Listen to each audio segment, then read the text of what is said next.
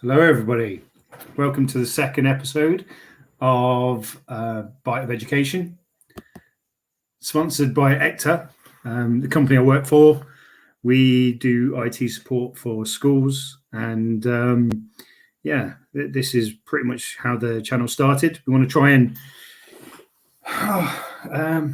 get schools making the most out of the technology that they use, and that's why I started working for them. It's a great company. So check out the website. I have Tom and Jamie, who I'm going to unmute. Hi, Tom. Hello. Hey, Jamie. Unleash the dogs, eh? I was on mute for hours, folks. Hours. No Paul today. Paul is playing football. I was going to say for the Villa then, but he plays. No, but he plays for Leicester. So walking football, our very own superstar. Today's session is going to be about things a few tips and tricks that we found useful in the last 12 months. Should we say 12 months, guys? Yeah, I think we're right, yeah. Yeah. So anybody who's listening or watching along, shall we start with Tom? Tom, what amazing feature well, it's not like the most amazing feature ever, but I think it's been really useful. So we've got this app we've been experimenting for. It's called Wi-Fi Photos, which is it sounds like this, like just really good. But it literally, if you've lost your iPhone cable or your iPad cable or your cable for your Google Android device, it's basically a way of getting your photos off your device onto your computer. So the way it works, I think it's quite cool because it's all like, a bit of fancy thing. So you simply download the app like you do, and then you enter in the details. Now, clearly, the name should give it away. You've got to have your computer and you've got to have your tablet on the same Wi-Fi system, otherwise they don't talk to each other. But you put it into your browser. You're following the instructions as are written on the device, and that can change depending on the day because of the IP address can change. But you can log onto the device and you can get all your photos off, and you can just basically pull them straight from the device onto the computer. So when you're trying to run around with a class of like 30 kids and someone's nicked your iPad cable and you've now got to try and rob it from next door on the sly when they've gone for lunch or they've gone for a coffee at break time, you don't have to anymore. You can do this and you can get your photos off, and then you've got your evidence. You can upload it. I believe it works for videos, but we've owned most of the things that are teachers I know have just used it for photos, but I believe you can also take over videos as well, so if you've got those things. But it was just one of those things that someone said to me, I've lost my cable and I don't know what to do, and I was like, oh well, I've heard of this app but I've not actually tried it yet, so now's a good time to give it a go. And we literally put it on, we gave it a whirl, and she was like, oh my god, that's great, otherwise I'd have to do this all tonight at home. So she thought it was rather a good find, to be fair, so I thought it was worth a share. It was one of those things that it's a common occurrence in schools. I don't have an iPad cable, I don't have an iPhone cable, I don't have a Google charger. But I need these photos now. Have you got one? So. That's amazing. I mean, you've changed that. I am definitely stealing that and passing that off as my own as my own idea. Look what I found. I'm forever having people saying that even when they've got the cable, they plug it in, it doesn't work well, or they don't know where to look because you have to go into, sometimes you've got like 15 folders that they're unsure about. So no, that to me is going to save a lot of teachers a lot of time. To be fair to this, the beauty with this is you don't, again, like you're saying, about folder within a folder within a folder within a folder, because I've kept 17 years worth of photos on that. But this one just literally lists them in chronological order, so it should be the last photo I did is the first one on the screen, basically. Wow, what's that called? So you put me into this. To be fair, if we're telling people the features that. Because it's like I've had to get it on my phone just because Wi-Fi photo. I can't quite. Yeah, it's literally called that, and it's available on Android and iTunes. So there you go. Wow, non-biased. There you go, guys. On anything, it doesn't have to be an iPad. So the Play Store and the App Store, the iPad Store is perfect. Right. That is an amazing app. And yeah, I'm excited to get it. Super. Just on that point, there's something that I've used at school, and it's just triggered the thought while you two have been talking about pictures and videos. We use something called Documents Media File Manager for your iPad, which is a really cool catchy little name. app. Well, yeah, it's a bit of a mouthful. I'm going to see if I can share my screen so I can show the people what it looks like. Okay, so we're getting into new parts of tech. Here we go. You've not prepared me for this. Screen sharing is using two monitors. How exciting! Ooh, right, okay, there we go. Okay, window. This one, yes. Hold on, bear with us, guys. This is okay. Right, add to stream. Hey. Oh, right. Okay. Wow. Yeah. Now, can you see my screen? I can't see myself, but I feel like I'm just talking to myself. No, I can see you. Documents Media File Manager. This is Documents Media File Manager, and basically, it's a really cool app that allows you to connect to any servers you have in school, any remote access keys that you might have, your personal drives. It's really cool, and you can upload files from your iPad, videos, pictures, documents, and it all syncs through with your quite often your servers in school. And all you need. Okay, what's the setup, Jamie? Jamie, is there much setup? No, it's very easy. You just need to get your IT technician with the SMB, so to get that all sorted and to get the actual server address. But as soon as that's done and you've signed in with your credentials, it's literally there, and it literally works almost like a little it's a little wireless access key on your iPad that allows you to save stuff to your. Okay, while you're in that store, Jamie, can you go to FE as well? Oh, that's that one. Do a search for FE. It's a bit exciting. All right, FE, literally just FE app. FE app. What's this one, James? FE File Explorer. Exactly. So that is the one that I historically have used, and it does the same thing that you're saying. So yeah, you set up the file share, sign in with someone with relevant permissions. Yeah. But yeah, you got to get the your technician or your technical team to help. But yeah, I think that works the same way as yours, Jamie. The thing I really like about, actually, have a look for Tom's there. Called, what was it, Tom? I can't remember the name. Photo. Wi-Fi photo. Yeah. This is where it doesn't show up, and we've been leading the people to believe there's this amazing app. Come on then. Which one? That one, is it? Is it the fourth one from the left? No, it's none of those ones. So I'll have to find. Is it all one word? Wi-Fi photo? No, it's two words, but it's like I say, I'm led to believe it is on the Google Play Store, but apparently it's not there.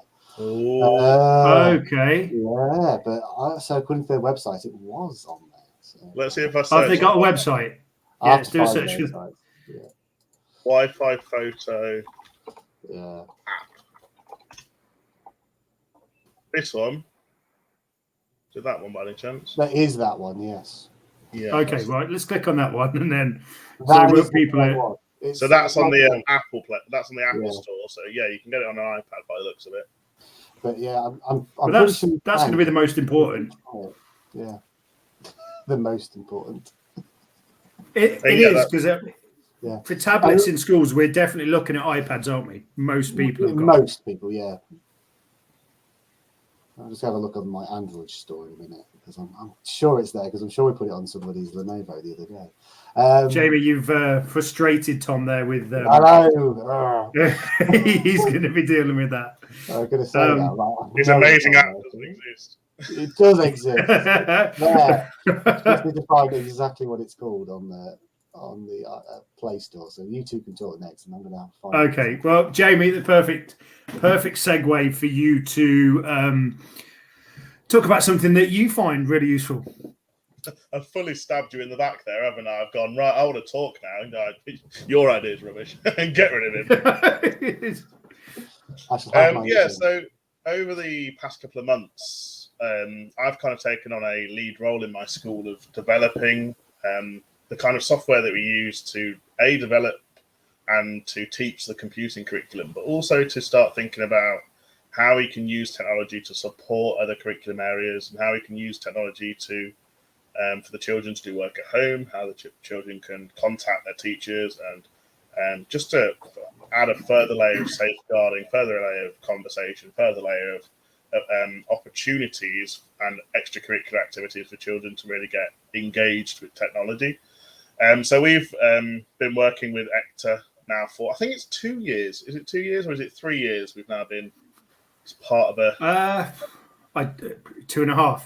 There two you and a go. half, yeah. I mean, started off with JP, and then it was a bit of musical chairs. We've had a bit of everyone, I think. Yeah. Yes. Ben, then we had Josh, and then we've had yourself, James. Very fleeting visits, of course, but it's too busy watching Villa. But yeah, we've been using Google Classroom, which is a web resource that you can use to. It's basically an online classroom. I would show you virtual learning environment. Yeah, it's a virtual learning environment. That's a good way of putting it. I mean, there's so many cool features on Google Classroom, but to just name a few, you've got things like Google Jamboard, which allows you to work with your children interactively, collaboratively on documents together, to share their ideas. We've also got things like Google Drawings, where children can really start to unleash their creativity and start drawing online and start creating vectors and things like that, which is really something that's like mind-blowing to some of these children. But in particular, I've been looking at the use of Google Sites, which is I would say it's quite basic. I'm not sure what your opinion might be, you two guys, because I'm sure you've used Google Sites. But in terms of, when I say basic, I mean it's very easy to kind of get started. You kind of load into the program, you click on blank, you've already got your homepage. You're like, oh, okay, come up with a title. And we've been using this resource this past term with the children to start developing a love for the subject, and for them to start believing in themselves that they can do something that they might not have thought was quite applicable to them at their age. Like year 6 children, 10, 11-year-old children making websites. And I know most of them at the start of the unit were going, oh, Mr. Poynton, you're off your rocker. You're not going to. How are we going to make a website? We can't write code. And I think the perception of making a website is miles of JavaScript and miles of HTML. But now there's so many amazing resources out there, and Google Sites especially, and the integration with Google Classroom has made a real opportunity for children to start developing those skills. Would you say that the real power from that first lesson is, by the end of the lesson, no matter the child's ability, they have a fully functioning website at the end of it? A website that they could technically, obviously with our domain permissions, and if you wanted to do this in your school, you can restrict the children to only be able to publish to your domain. But yeah, they could literally publish their website to the local domain, and that website is there. If somebody on that domain, we've done it in class, and it really is amazing when you get the friends to type in the other person's website address, and the website comes up on their screen. It's like, wow, look, I made that. Oh, that's my website. So I might be going off piste here, but you've created that website with the children. So you go through, and I presume you continue to develop that as the weeks go on, when you revisit it. You start off basic. You start off with like title, web address, what is a website, what a website's used for, but then you really can. I mean, the limit is your kind of your imagination with anything that's kind of creative. For example, the last week when we were looking at adding stuff to our websites, we were adding Google Forms to our websites to allow communication between the website creator and the people interacting with the websites. which is a really cool feature and a massive part of all websites online. But yeah, there's so many cool things that you can do. So, although Google have their own, so straight away when you talked about the children having creating a website, was me thinking about them creating a blog.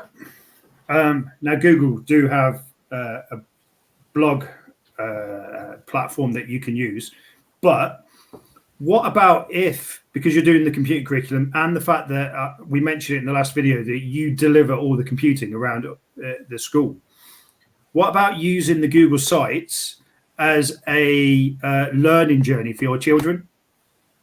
Yeah, and I mean that's definitely an option. I mean, it's so easy to use, and you can almost it's kind of limited to however you want it to kind of look. It could just be almost like a blog where you update it each week with a picture and some text, and it's just a record of what's going on. Or it can run as a the documents. Documents, carousel of images, embedded links from other websites. For example, I'm creating I've already created an intranet for the children. Which has, I've done something similar for another school, which has their homepage where there's like a wacky video of me charging around doing something silly to make them all think, oh, this is the most amazing website in the world. And then on another tab there's a spreadsheet with a table explaining what's coming up in computing so they can look at what they're going to be doing next. There's another tab where they can request their login details if they've forgotten them and they're sitting at home and they're going, oh, I want to play Timetables Rockstars, and they can't think of what the password is, and they can go, Mr. Ponker, I don't know what I'm doing. That's a really good idea. That is a really good idea, and I'm sure the internet, I can see Tom itching to have an opinion on that, because I know that he has done some very good work on that. So over to you, Tom. So much with intranets in the last 12 months that I'm fed up of them. So varying degrees, just like Jamie was saying then. So I've done a simple one for the reception kids at one of the schools. So they've had some Chromebooks, and before you go, Tom. Yeah. Can you explain what an intranet is, just in case people don't know? Yeah, so an intranet is basically an old-fashioned word, because it's not really internal anymore, for what was a bunch of web folders that faced inside an organization. These days, we just use it to say this is something that we control that's internal and can only really be viewed internally by the people who see it, rather than by the rest of the planet, like Google. So an inward-facing website that Correct. Only people in your school can see. As long as you set the permissions correctly. So otherwise, if you go with Google, it could be all over the planet, but we won't get into that just yet. So let's not scare people. Just share within your domain, and you're all right. Yeah, exactly. It's a tick. It's a tick box. Nothing more complicated than a tick box. So basically, what I was asked to do was the kids are so used to using tablet devices that when they're trying to log into Timetable Rockstars or Purple Mash, they were like, it was taking half a lesson just to get them on. So get them logged in and then to get them onto Timetable Rockstars, it had all gone. So what they said was like, can you just create something like we've got for the staff intranet where they just click on a picture? So really simple. They've got 3 pictures. So it just says, welcome to the school, name of the school, kids intranet, a couple of fun little pictures going on, and then 3 great big massive pictures in the middle of the screen with a quick thing of Timetable Rockstars, Purple Mash, and I forget what the other one is, but I think it's Google Classroom. And they just click on the one they want to use, and it takes them to their login page, and they can do it. So that's the most simple one I've done. The most complicated one I've been doing is a Trust's intranet. So each school has their own intranet. So we've got a base one, and it lists absolutely everything. It's like their handbook. So they went from a physical handbook to something online, and they couldn't find the right way of doing it. And then James said, "Oh, could you just go look after one of my schools for a morning?"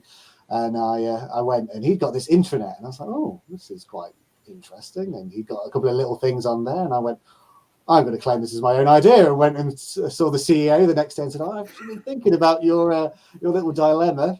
I think we could turn it into an intranet. And it's sort of, for what I originally envisaged it as, it's expanded in a completely different direction. But equally, they've done quite a lot of stuff with it. It's now the homepage. You know, everybody logs on in the morning on a computer or a Chromebook. And they use it in combination with Google Forms and things. So it's that the entire HR system is based on there. So everything from requesting leave of absence to putting in a purchase order, it's all sort of done from there. There's like how-to guides as well, which has been a real interesting one. And the next thing is to put maybe some how-to videos on there. So, you know, it's all right putting a step-by-step guide, but sometimes people want to see it happening in a process as well. So that's the next thing for next year to start doing. But yes, that's what I've been doing with intranets. And again, all on Google. And it's, you know, as Jamie says, it's really straightforward to do. I've got it now so that the admin team actually do all the actual hard work, and they update everything, and I just press the publish button. And so they're like, "Oh, Tom, we've worked on our bit now. We need it. We need all the information published." So I just do the big press the publish button, and that's it. So correct me if I'm wrong. Correct me if I'm wrong. Never. But the reason that it's blown up so much is because of how easy it is for people with not as technical knowledge as you to be able to just run with it.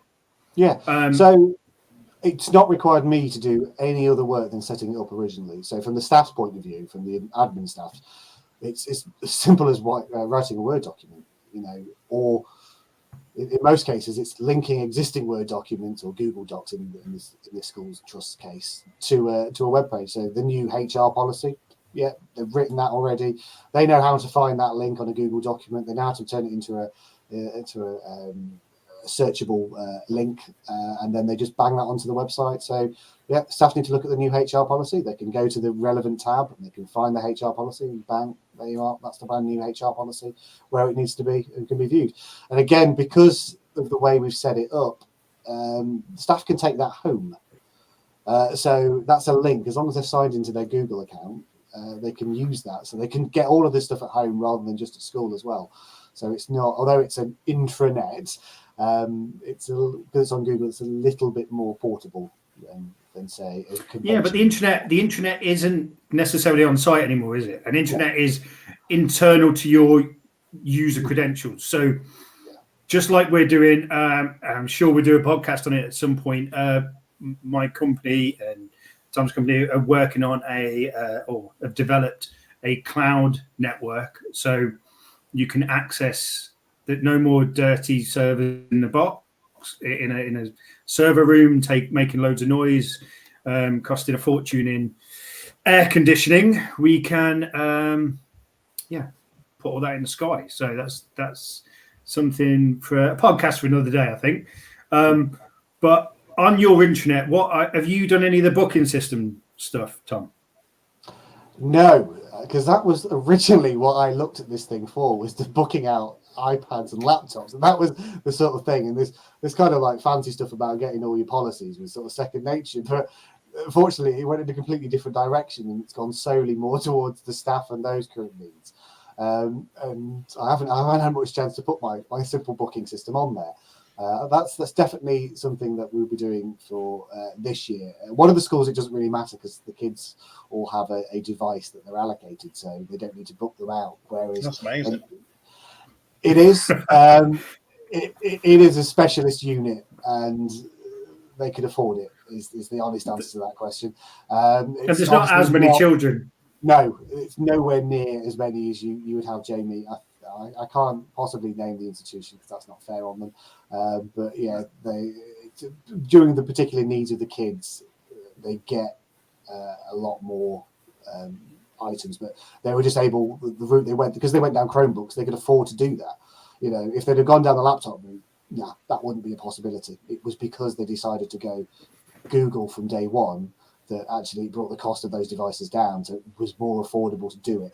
Again, we couldn't do it with iPads. It would be phenomenally expensive, and it would be, again, probably a set of 20 or 30. That's it. That's all they could afford.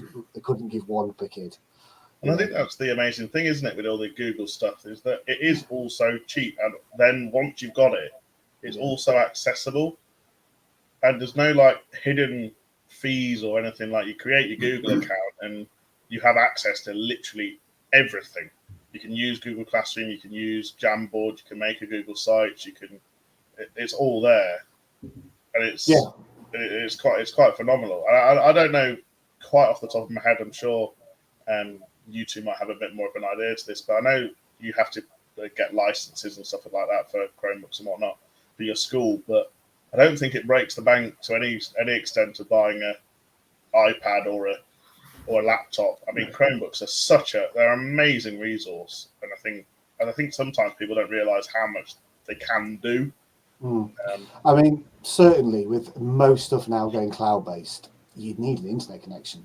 And actually, the days of, I don't know about you, James, but I remember the good old days when it's like, new image for the school, and there'd be boxes and boxes of software, and you're pulling CDs out, and you're going to try and make this 20-year-old bit of software work with the latest Microsoft operating system, and you're like, oh, great. But these days, most things have gone cloud-based. It's like there's a certain piece of software that we used to use called Too Simple, and that turned into Purple Match. So it went from a CD installation to a web page.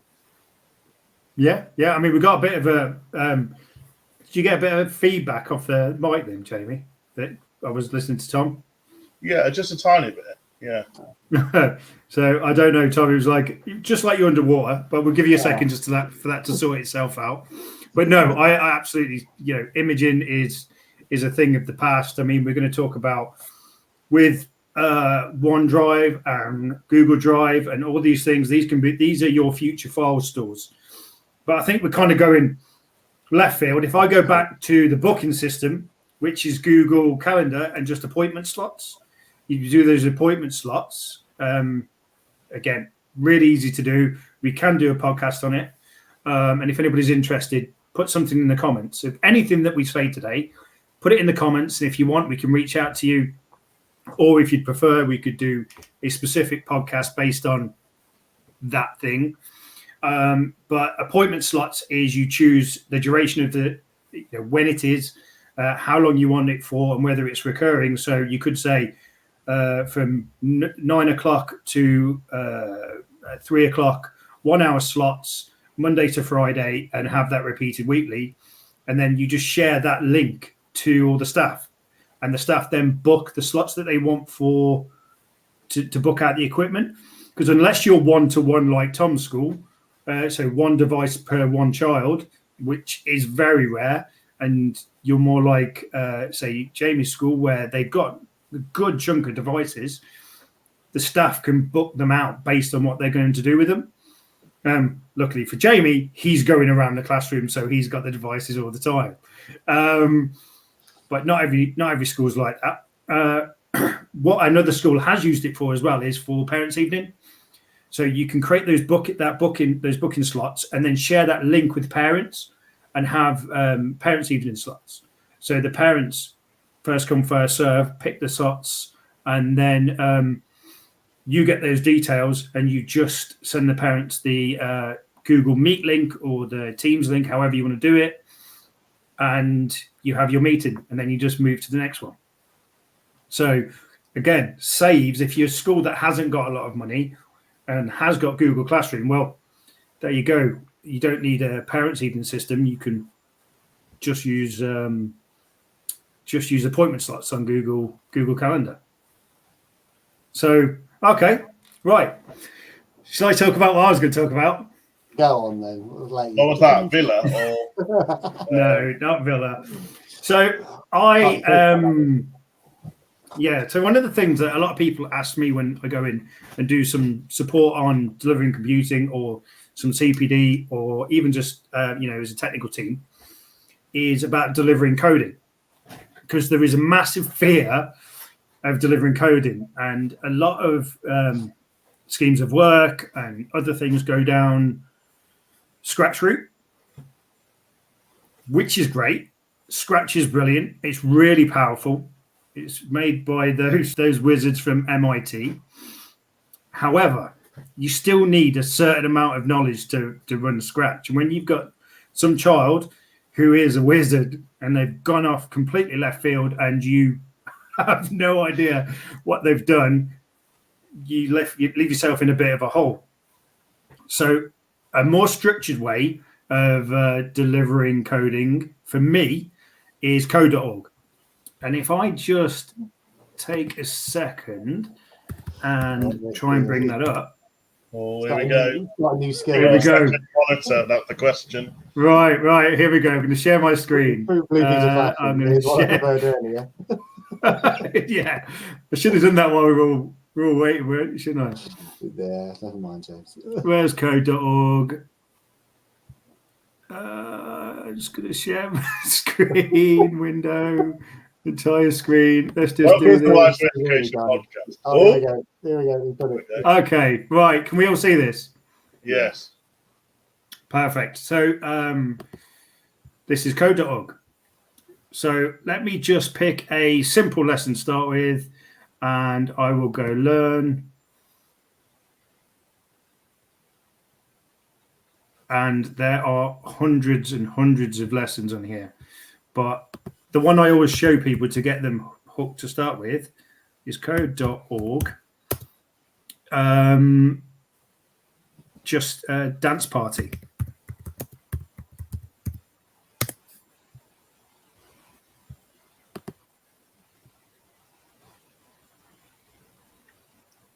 Okay. So hopefully this will come up.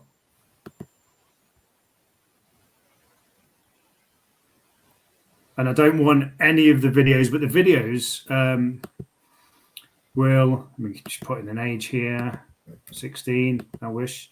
Right. So, yeah. So the thing is with code.org, it breaks down all the lessons into little sections. So it's learning a skill as it goes on. So let's just go through a lesson. So we click OK. Just like Scratch, if anybody's similar used to using Scratch, they use some coding platform called Blockly.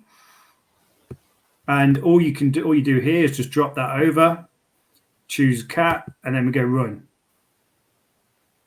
Oh look, we've got a dancing cat. How exciting. I can't hear a thing now. Right, did you get the volume as well then? No, no, we just got some cat going. Bad. Yeah, I could not hear a thing. Right, so then. So what you're saying, guys, make sure you turn the volume down a little. Yeah, turn the volume down. You can also look behind the code and see what that code was. And then it goes to the next section. And it builds this up a layer at a time. So I don't want to go too far into that. Let me leave that screen. Yeah, code.org is probably a bit too complex to show on the fly. Yeah. But Jamie, you've used code.org. One of the things it does from pre-reader all the way up to secondary school. It provides lesson plans. It allows you to track and monitor where your children are. Yeah, and that's whether. Yeah, you go. It provides as they work through the lessons, as James just showed us, on each section, it'll continuously prompt the children to continue working on something if they haven't quite done it correctly yet. But then once they've completed it, it'll fill in green, and then it'll automatically sync through to a teacher's dashboard. And this code.org also syncs through with Google Classroom, which has made my life so much easier. I know for my last term, when I was looking at coding in particular, it's the lesson plans are all there and it's all synced through with Google Classroom, and all I have to do is push it out to the children and look at the lesson plan 20 minutes before teaching the lesson, and print off the resources because they're all there for you. But yeah, I mean, the thing I love about code.org is that it's so easy, but it's also so applicable to anyone. Like even me, as somebody who's been to school, got through all of that, I could go onto code.org right now and load up code.org and start learning about a code level for my ability. just like a child in EYFS could also log on to code.org and be doing very simple click and drag activities, dance party, things like that, a very simple level, because there's something for everybody. And I think that's the amazing thing. And it just keeps on going. It seems to be, there's a little bit at the bottom there, how exciting. But it keeps on building and it keeps on going. And I mean, we ran out of time when we were looking at the units we set with the children. They were loving it. Going home, wanting to do more. Coming in next week, Mr. Poynton would have lesson 8 all prepped. All the kids would be telling Mr. Poynton, "Mr. Poynton, I've already done this one. Why are we doing this now? Come on, like I'm on lesson 13." I'm like, well, what do you want me to do?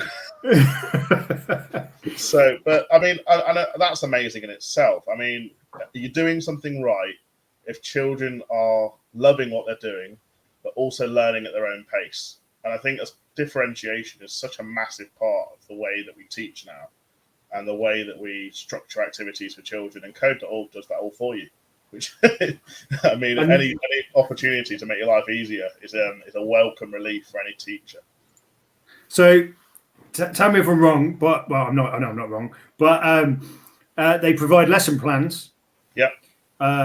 You can directly inject it into Google Classroom, the lessons you choose. It goes from pre-reader all the way up until high school.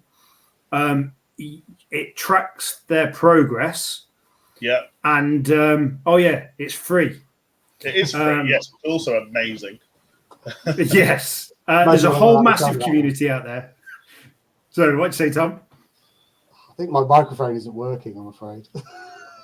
Oh, no, you sound fine. You sound fine now. I said everyone's going to like it because it's free.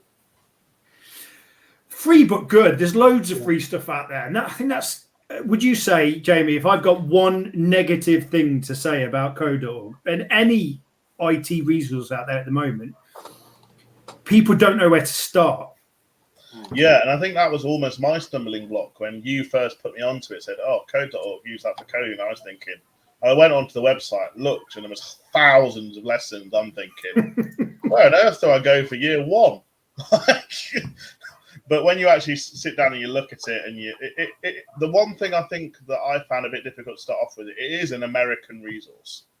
It is kindergarten, grade 1, grade 2, grade 3, grade 4, grade 5. So if you work in a UK school, you've just got to type into Google convert grade 2 groups, primary at UK, and it's easy to do. And once you set it, your kids just off they go. It's amazing.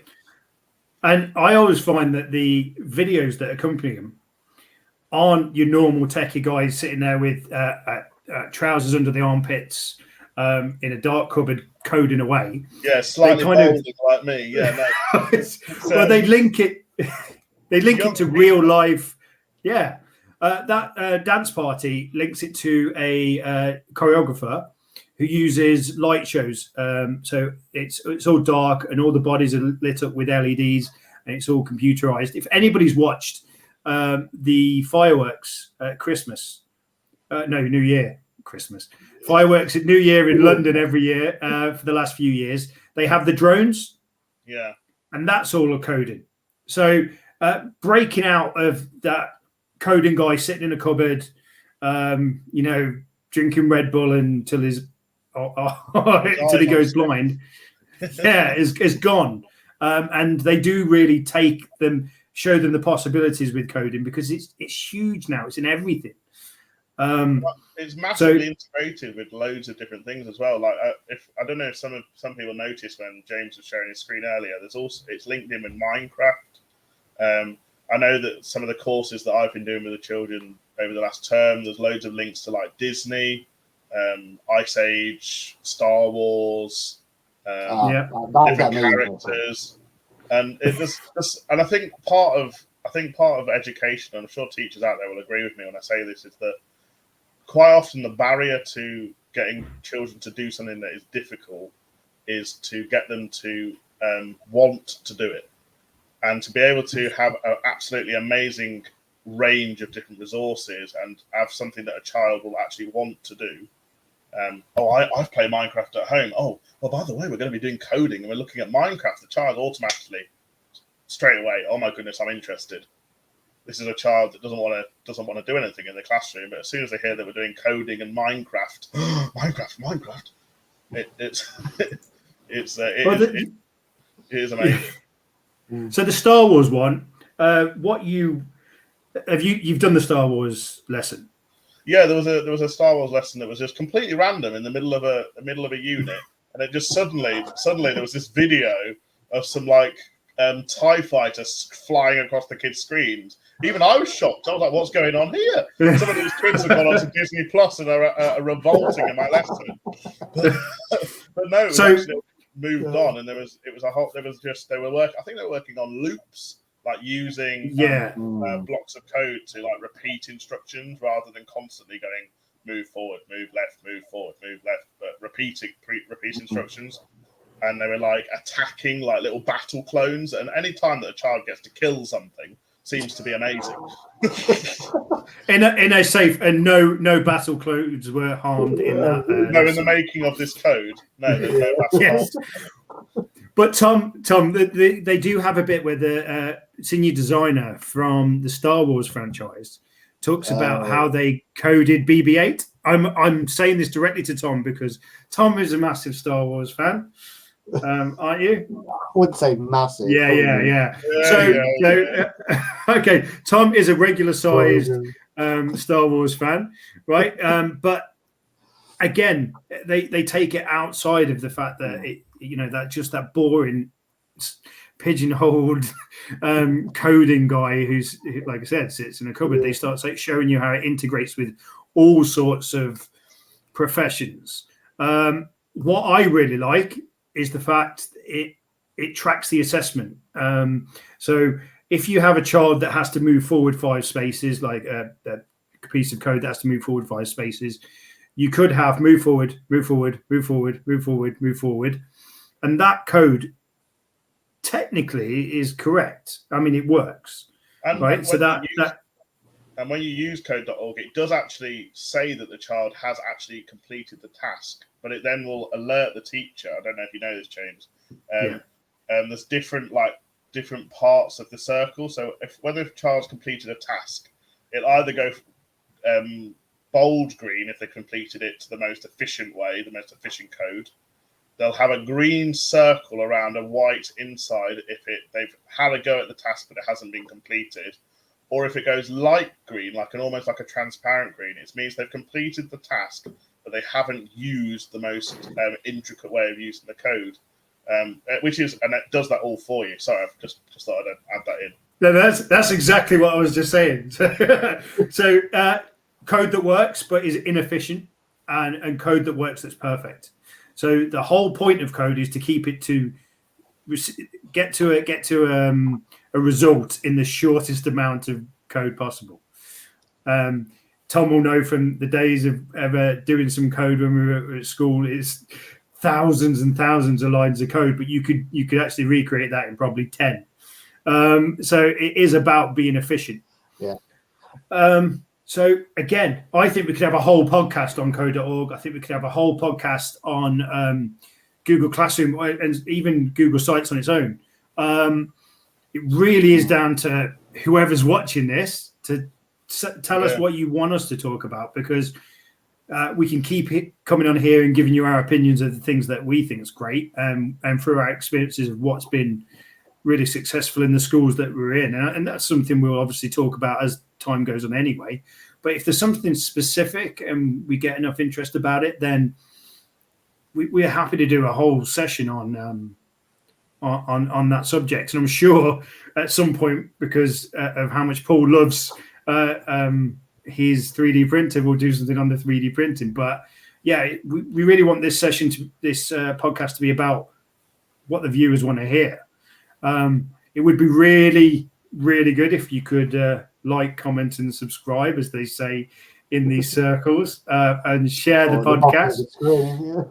The bottom of the screen. I'm just trying to get used to some of the software. And yeah, that's really good. I'm happy, guys. I think that was a good session. So yeah, I want to let everybody know again, like we did at the start, that this show is sponsored by EduTech. Again, the company I work for, the company Tom works for, and the company that hopefully supports Jamie. How we're doing a good job? You happy? Yeah, well, I mean, I mean, James, you engineer. yeah, well, I mean, they're okay. I mean, yeah, I mean, they do all the hard stuff for me, but I can't complain, I suppose. No, they're absolutely great. It's been, I know from when I started and now, the difference in our IT and our technology provision and even our curriculum and our availabilities for children has been light and day. And I think ECTA are really bringing a step in the right direction in our school, especially, and really supporting me to develop that. And yeah, I think if you really want to make a difference in your school, really get in contact with them, because they've got so many good ideas, so many EdTech things going on, and lots of cool little articles that they share on various social media platforms. So just give them a look at, and there's loads of cool stuff to have a read through. Oh, thank you very much. I'm glad that we're doing a good job. But at the same point as well, if people just want to reach out and ask any questions, just get our point of view, even if you are supported by somebody else, that's absolutely fine as well. Find us on Bias of Education on any social media platform. We're on most of them, all the good ones anyway. Nice. Any closing stuff from you, Tom? No, not for me. Nothing to add. Needs a new mic. That's what I was going to say. Yeah, yeah. I think the headsets finally had it. Yeah. Well, Tom is too cool for school, so we're not during the week though. So yeah, thank you everybody. I hope that's been useful. I hope to see some comments about things you'd like us to talk about, but I just want to wish you all a good evening or a good morning, depending on what time you're watching this. Right. See you later, both. See you later. See you. Bye.